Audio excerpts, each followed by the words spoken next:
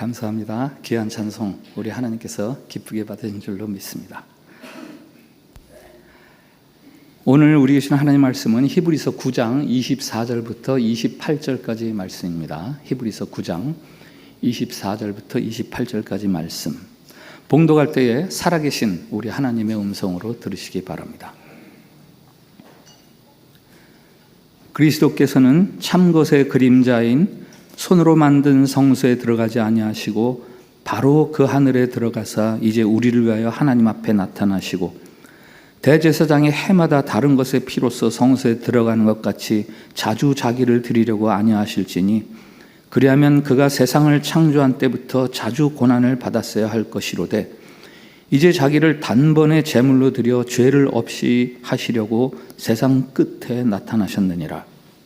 한 번 죽는 것은 사람에게 정해진 것이요 그 후에는 심판이 있으리니 이와 같이 그리스도도 많은 사람의 죄를 담당하시려고 단번에 들이신 바 되셨고 구원에 이르게 하기 위하여 죄와 상관없이 자기를 바라는 자들에게 두 번째 나타나시리라. 아멘. 샬롬. 샬롬. 밝은 얼굴 하세요. 밝은 얼굴 하시고 옆에 분들하고 축복의 인사를 나누겠습니다. 하나님께서 우리를 사랑하십니다.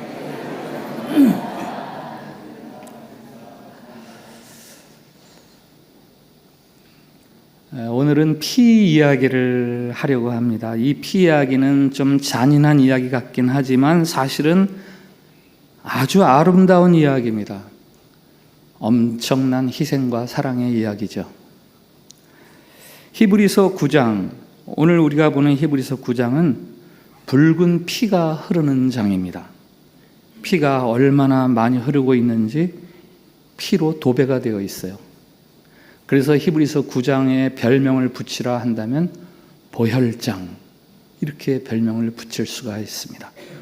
우리 개역개적 성경에도 피라는 단어가 12번이나 반복해서 나오고 있습니다. 하나님이 율법을 주셨습니다. 이러이러한 것은 하지 말아라. 이러이러한 것은 해라. 그러나 사람들이 그 율법을 다 지킬 수가 없습니다. 율법을 지키지 못하는 사람들을 위해서 하나님께서 특별하게 마련하신 또 다른 한 가지가 있습니다. 성소입니다. 성소의 핵심은 죄 용서입니다. 그 용서를 위해서 동물을 잡아 죽여서 그 피로 드리는 제사. 이 성소의 제사는 장차 있을 큰 용서, 큰 구원, 그것을 위한 어떤 한 제사, 그것을 예표하고 있고 그 큰 구원을 이야기하는 한 제사, 그게 바로 예수 그리스도가 보혈로 그의 피로 드리는 제사입니다. 예수 그리스도의 보혈로 드리는 제사는 왜 필요한 건가? 오늘 히브리서 9장 15절을 우리 한번 같이 읽어보겠습니다. 9장 15절 시작.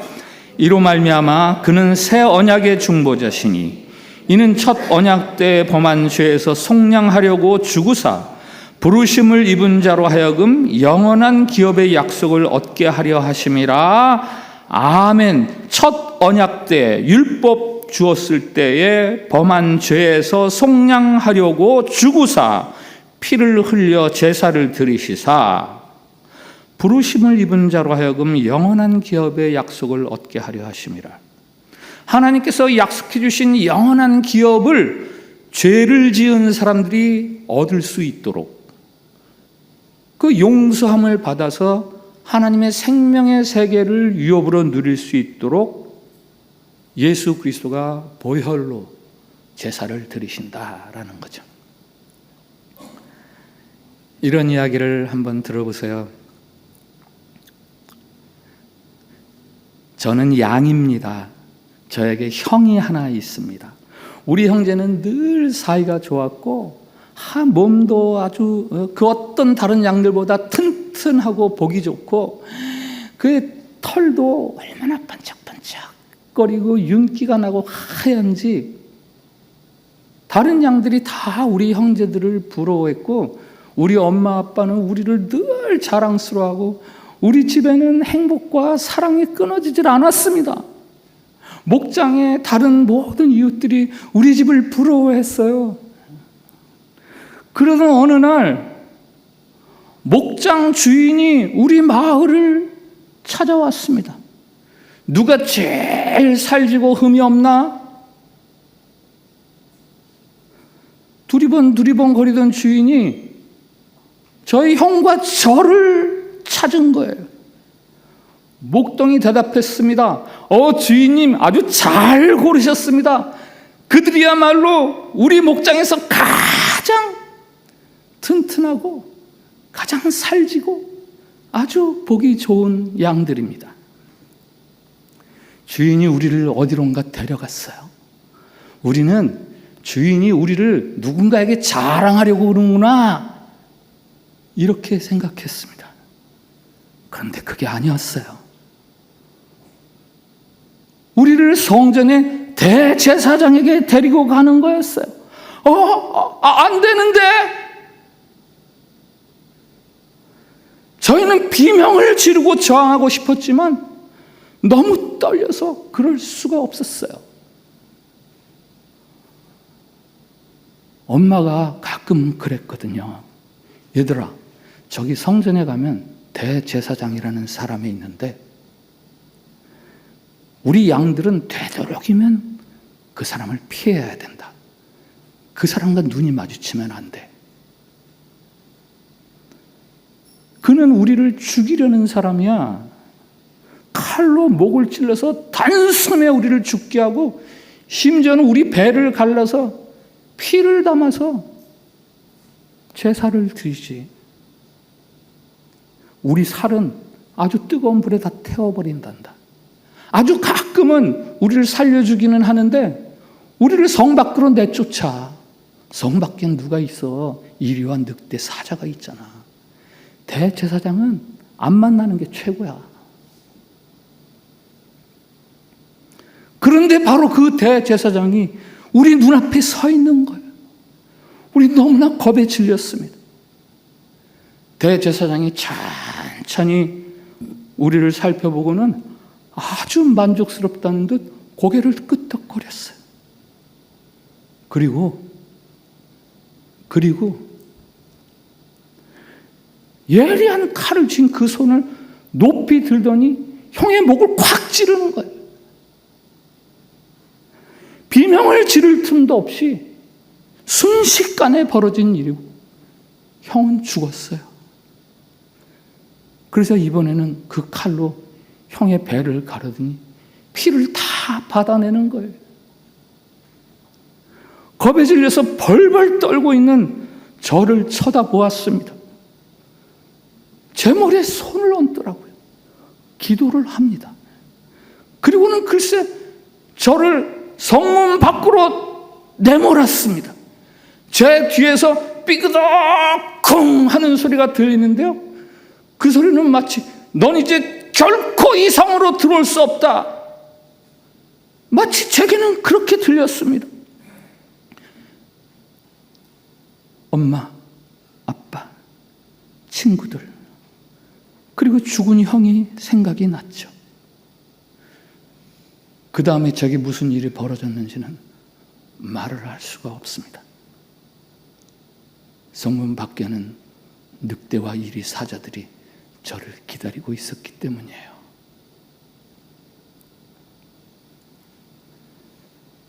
이 양이 바로 예수님이에요. 9장 26절 하반절. 자기를 단번에 제물로 드려 죄를 없이 하시려고. 예수님께서 우리 죄를 없이 하시려고 단번에 죽으셨습니다. 손과 발에 못이 박히고 심장은 창에 찔려서 남은 피를 다 쏟아내고 죽으신 십자가. 그것은 바로 이 세상의 죄를 씻어내기 위해서 그 소중한 피, 보혈로 드리는 예수님의 제사였죠. 하나님께서는 대속죄일이 되면 염소 2마리를 잡아서 한 마리는 성소에서 제물로 바치고 한 마리는 성문 밖으로 쫓아내라고 말씀하셨습니다. 이 대속죄일의 2 염소는 범죄한 우리를 향한 하나님의 말씀이에요. 성소에서 제물로 바쳐진 첫 번째 염소를 통해서 하나님이 말씀하십니다. 너희 죄를 용서하노라. 그리고 성 밖으로 쫓겨난 2번째 염소를 두고 하나님이 말씀하세요. 너희 죄를 내가 기억도 하지 아니하노라.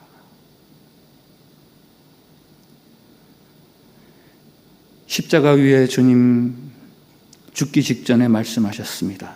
다 이루었다.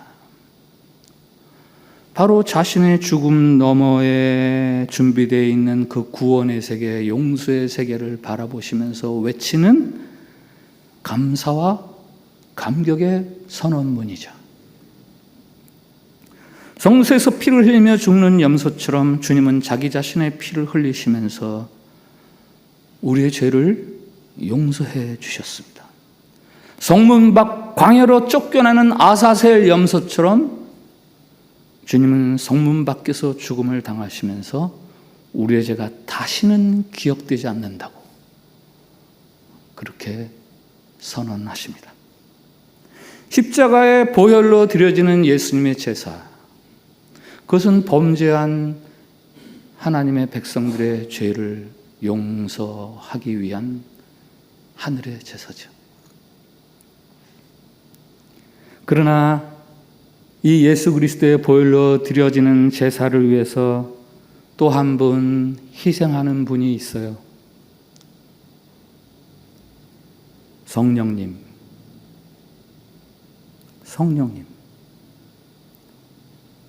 9장 14절 말씀을 한번 같이 읽어보겠습니다. 시작. 하물며 영원하신 성령으로 말미암아 흠없는 자기를 하나님께 드린 그리스도의 피가 어찌 너의 양심을 죽은 행실에서 깨끗하게 하고 살아계신 하나님을 섬기게 하지 못하겠느냐? 아멘. 깨끗한 그리스도의 피가 너희 죄를 능히 용서할 수 있게 되는데 그 깨끗하게 된 것은 성령님 때문이다라는 거예요. 성령으로 말미암아 흠없는 자기를, 예수 그리스도가 하나님께 드려진 것은 성령이 준비하신 일입니다. 보혈로 드려지는 제사를 위해서 성령님께서 준비하셨어요. 예수님을 흠없는 깨끗한 정결한 제물로 드려지도록 성령님이 보존하고 계셨어요. 광야에서 사탄으로부터 유혹을 받을 때 예수님이 그 유혹에 넘어가지 않도록 성령님께서 도와주셨습니다. 베드로가 주님 죽으실 수 없으세요 라고 말할 때도, 십자가에서 내려오라 라고 백성들이 외칠 때도, 그리고 무엇보다 아버지 할 수 있거든 이 잔이 내게서 지나가게 하옵소서 라고 기도하시면서 십자가를 피하고 싶은 마음이 있었을 그때도 성령님께서 예수 그리스도를 지키시고 보호해 주시면서 아무런 죄도 없는 깨끗한 제물이 되도록 그렇게 이끌어 주신 거예요.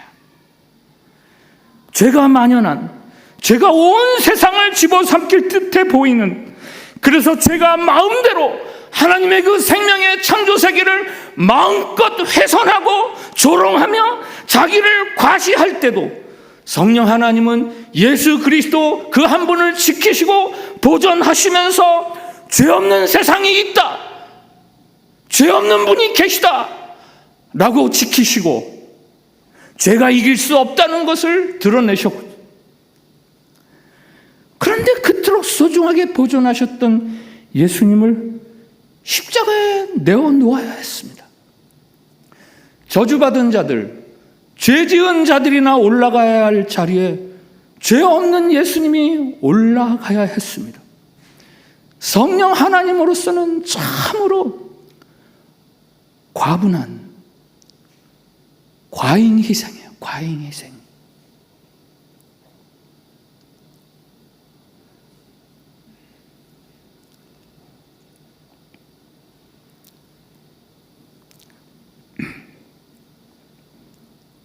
제 아내가 시집 오기 전날 저희 장인이 저녁에 집에 들어오셔서 말씀하셨어요.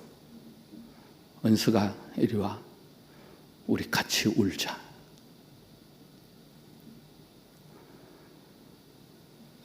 그동안 금이야 오기야 얼마나 소중하게 아끼며 보호하며 지켜보며 그렇게 키워온 딸인데 22년 4개월 지났는데 다른 남자에게 가야 되는 거예요. 그 다음 날은 결혼식 기쁜 날이니까 울 수 없고. 은수가 이리 와. 우리 같이 울자. 아빠의 체면 따위는 따질 겨를이 없습니다. 그 아까운 마음에, 그 안타까운 마음에 딸과 부둥켜 안고 우는 거예요. 예수 그리스도가 그의 보혈을 흘리면서 제물이 되시던 그 순간에 그동안 예수님을 흠없이 깨끗하고 순결하게 보존해 오시던 성령님, 이제 그 참혹한 십자가에 예수 그리스도를 놓아두어야 하니 얼마나 안타깝고 얼마나 속상하고 얼마나 분한 일이겠습니까? 그러나 사실은 바로 이 순간 이 자리를 위해서 성령님이 예수님을 지금까지 보존하신 거였어요. 시험에 들지 않도록 지켜주신 것도 바로 이 죄 없는 제물이 되도록 하기 위해서 지켜주신 것이고, 그래서 성령님도 그 예수님이 보혈을 다 쏟으시라고 예수님을 십자가에 내어놓으시는 거죠. 다만 천사를 동원해서라도 그 로마 병정들을 혼내줄 수 있었지만 그러지 못하고 흔쾌히 내어주시면서 다만 그 아프고 슬픈 마음을 짙고 어두운 구름으로 그렇게 푸시는 거예요.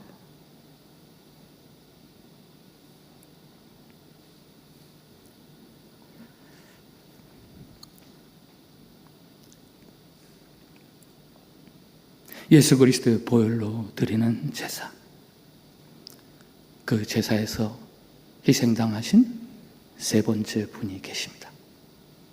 첫 번째는 성자 예수님, 두 번째는 성령님, 세 번째는 누굴까요? 눈치채셨죠? 하나님 아버지. 하나님 아버지.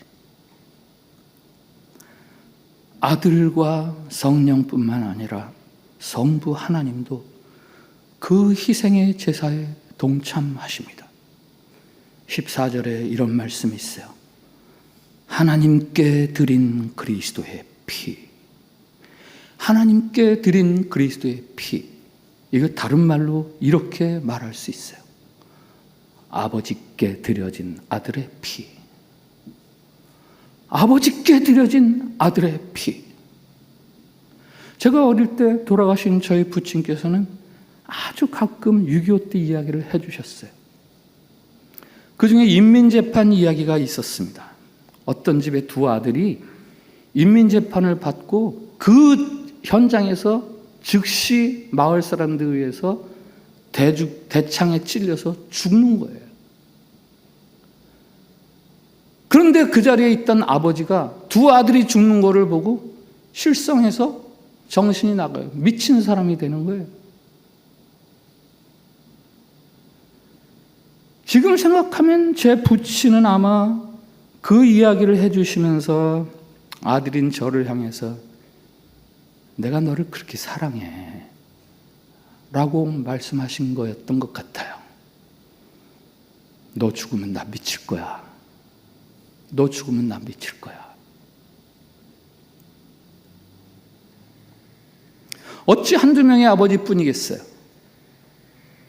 이 세상 모든 아버지의 마음이 마찬가지죠. 하늘 아버지도 마찬가지. 아들 예수님, 십자가에서 피를 쏟으시면서 그 고통을 못 이겨서 나의 하나님, 어찌하여 나를 버리십니까? 라고 부르짖으셨죠. 아들은, 십자가에서 죽는 아들은 그 하늘 아버지를 향해서 늘 아빠, 아버지 이렇게 불렀지 하나님이라고 부른 적이 없어요. 아빠, 아버지. 그런데 지금 이 순간만큼은 나의 하나님이라고 부릅니다. 아버지로서는 도저히 이런 일을 할 수 없는 거 아닙니까? 라는 부르짖음이죠. 어찌하여 나를 버리셨나이까 하는 아들의 비명을 들으시면서도 하나님은 꼼짝할 수가 없었고, 아니 오히려 두 눈을 똑바로 뜨고 그 아들의 죽음 전 과정을 쳐다봐야 했습니다. 흘러내리는 아들의 피를 고스란히 다 받아내야 했습니다. 이 십자가 사건이 있기 훨씬 전에 하나님에게 자기 아들을 제물로 드리려던 제사가 있었습니다. 아브라함의 제사죠. 아브라함이 100세에 얻은 아들 이삭을 몹시 사랑했습니다. 하나님께서 아브라함에게 말하죠. 내가 사랑하는 아들 이삭을, 내가 사랑하는 아들 이삭을 나에게 제물로 바쳐라. 사람으로서는 가장 순종하기 어려운 일이 사랑하는 아들을 제물로 드리는 일임을 하나님이 아시기에 그것으로 아브라함의 믿음을 시험하시는 거예요. 믿음으로 순종하는 아브라함이 아들을 제단에 올려놓고 칼을 들어서 그 아들을 잡으려고 하는 그 순간에 그때 무슨 일이 일어났는지 우리는 알고 있습니다. 아브라함아, 아브라함아! 그 아이에게 손을 대지 말아라. 그 아이에게 아무 일도 하지 말아라. 황급하게 하나님이 아브라함을 말리셨습니다. 아들을 제물로 바치려는 아브라함을 황급하게 말리신 하나님. 그러나 정작 그 하나님이 아들 예수 그리스도의 피를 쏟으며 십자가의 제물로 드려지는 그 순간에는 그것을 중단시킬 수 없으셨어요. 왜 그랬습니까? 그렇게 해야만 죄로 인해 죽을 수밖에 없던 우리들이 하나님의 생명의 세계를 유업으로 얻을 수 있기 때문에, 피 흘림이 없이는 죄 사함이 없기 때문에.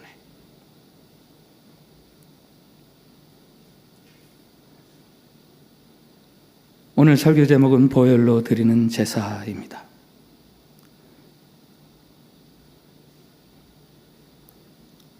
세상의 죄를 용서하시기 위해서 예수 그리스도의 그 보혈로 드려지는 제사.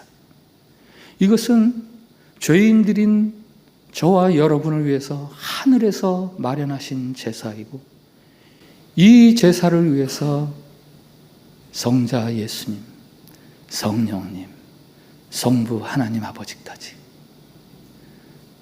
삼위일체 하나님이 총동원되어서 이 제사를 마련하신 거예요. 우리를 살리시겠다는 그 사랑의 언약, 그 언약 하나를 지키시기 위해서 그렇게 하시는 거죠. 세상을 창조하실 때는 말씀만으로도 충분했습니다. 빛이 있으라. 빛이 생겼어요. 궁창이 생깁니다.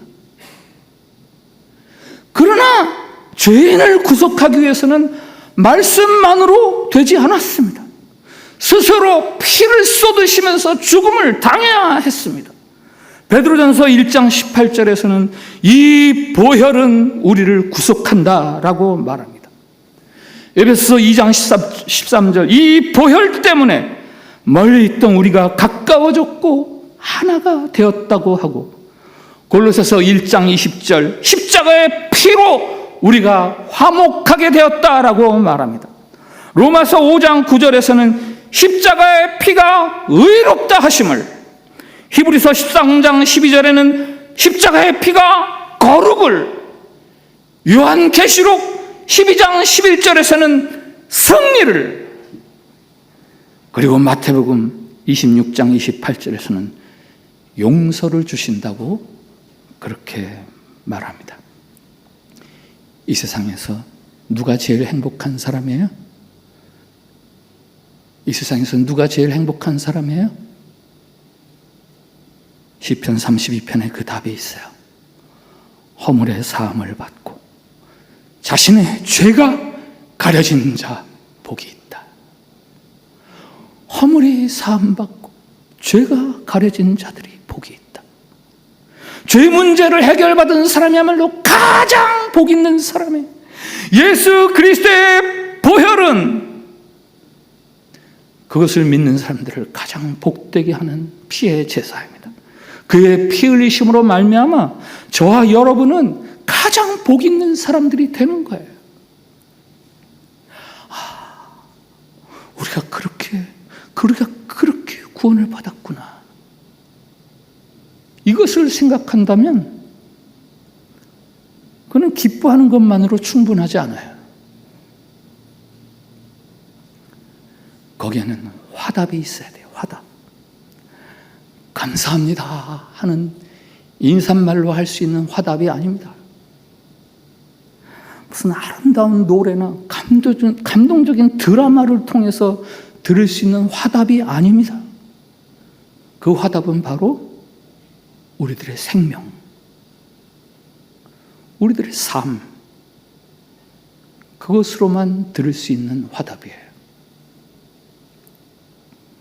갈라디아서 통해서 사도 바울이 말하죠. 2장 20절 말씀 한번 같이 볼까요? 갈라디아서 2장 20절 같이 읽습니다. 시작. 내가 그리스도와 함께 십자가에 못 박혔나니 그런즉 이제는 내가 사는 것이 아니요 오직 내 안에 그리스도께서 사시는 것이라. 이제 내가 육체 가운데 사는 것은 나를 사랑하사 나를 위하여 자기 자신을 버리신 하나님의 아들을 믿는 믿음 안에서 사는 것이라. 아멘. 내가 그리스도와 함께 십자가에 못 박혀서 죽었다. 그래서 이제 내가 육체 가운데 살아가는 것은 내가 사는 것이 아니라 나를 위해서 자기 목숨을 버리신 그리스도를 믿는 그 믿음으로 살아가는 것이다. 사랑하는 교회 여러분, 살기 위해서 너무 발버둥 치지 마십시오. 살기 위해서 이것저것 가리지 않고 아무거나 붙들고 아무거나 웃음을 주면서 아무거나 기웃기웃거리지 마십시오. 아무 생각이나 아무 말이나 아무 행동이나 하지 마세요. 우리는 예수 그리스도의 죽음과 더불어서 함께 십자가에 죽은 사람들입니다. 죽은 사람 앞에서 음악을 틀어놓고 노래를 불러보세요. 그 사람이 일어나서 춤을 춥니까? 죽은 사람 앞에 맛있는 음식을 차려놔 보세요. 그가 일어나서 숟가락을 든답니까? 예수 그리스도와 함께 십자가에 죽어 있는 우리들, 죄가 다시 우리의 삶에서 왕노릇하지 못하도록 세상의 장단에 맞춰서 춤추려고 하지 마세요. 세상에게 잘 보려고 미소짓 그런 짓 하지 마세요. 여러분의 삶을 불의의 병기로 들이지 마세요. 스티븐 스필버그 감독의 라이언 일병 구하기. 와, 이게 보니까 벌써 1999년 작품이더라고요. 너무 오래됐죠. 2차 세계대전 때 미국의 한 가정에 4아들이 군대로 불려가는데 그중 3명이 전사를 해요. 마지막 1명이 남았는데 그 그 한 명 남은 아들마저 적진 속에 포위되어 있어요. 미국 정부가 야, 이건 아니다. 이 아들은 살려야 된다. 그래서 8명의 특공대를 조직하죠. 밀러 데이하고 7명의 부하들. 그 아들의 이름이 라이언. 그래서 라이언 일병 구하기예요. 밀러 데이가 7 부하를 데리고 라이언을 구하러 나섭니다. 한 명을 구하기 위해서 8명이 위험한 적진 속으로 뛰어드는 거예요. 한 대원이 말합니다. 한 명의 목숨이 8명의 목숨과 바꿀 만한 가치가 있습니까? 도대체 세상에 이런 이상한 계산이 어디 있습니까? 밀러 데이가 대답합니다. 라이언은 착한 사람일 거야. 우리가 구해야 할 가치가 있을 만큼.